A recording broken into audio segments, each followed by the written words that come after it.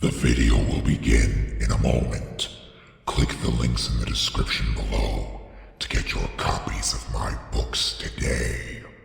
The South Bend Dark Frog Murders is a bold and bloody murder mystery that offers a very compelling look at the degradation of morality and social structure in America and the world, all wrapped in nail-biting entertainment.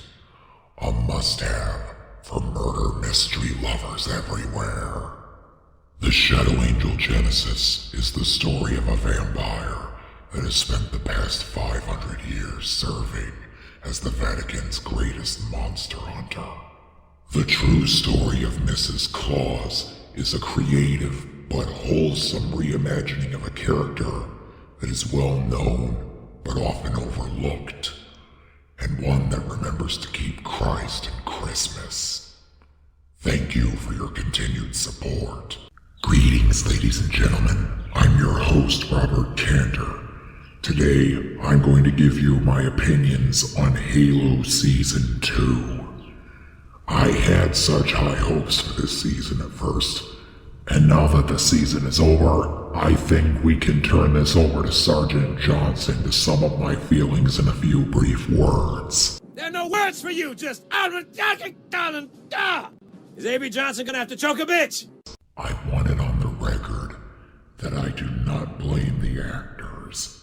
I blame the writers and the producers.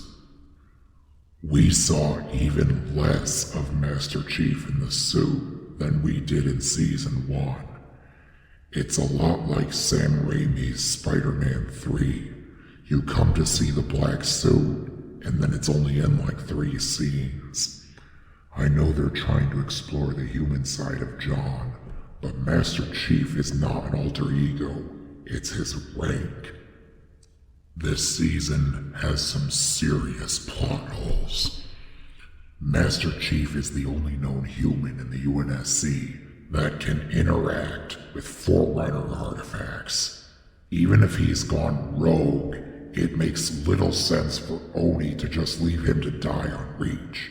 It makes a lot more sense to sedate and incarcerate him somewhere. In Halo Combat Evolved, they make it adamantly clear that Cortana cannot fall into the hands of the Covenant. But in this universe, Oni deliberately lets the Covenant capture her as part of a convoluted scheme to launch a kamikaze attack on the Covenant fleet. It also gives them an excuse to give us these dramatic scenes between Cortana and McKee. Speaking of which, how is McKee even still alive? Kai was the sniper of Silver Team, and she had a clear shot. She was shooting to kill.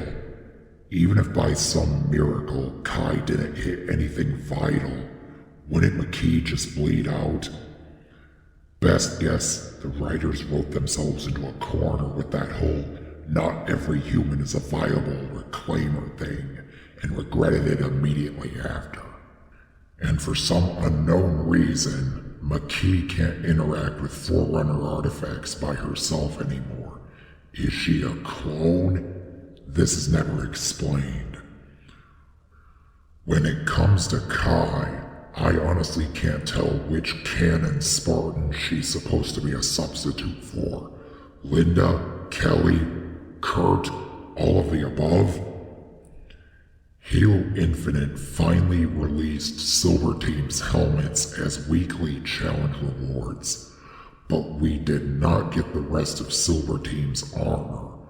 I've gone over every armor core thus far, and I can't find a single chest piece that matches Vanek's. And naturally, I'm going to point out that we could only unlock Vanek's helmet the same week they aired the episode where he died. Soren's scenes just slowed things down too much. Yes, you get disgusted by Oni taking his kid to turn him into a suicide soldier, and you pray that he finds him in time. But 90% of the time, I feel like you could just skip his scenes and not miss anything.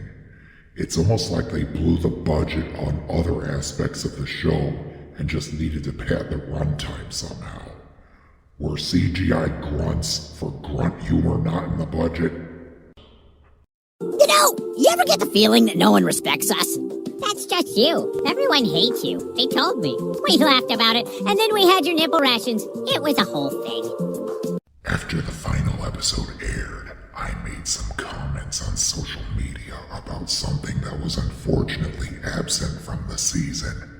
And believe it or not, I actually got positive reactions from both Pablo Schreiber and Natasha McElhone, the actors who played Chief and Halsey.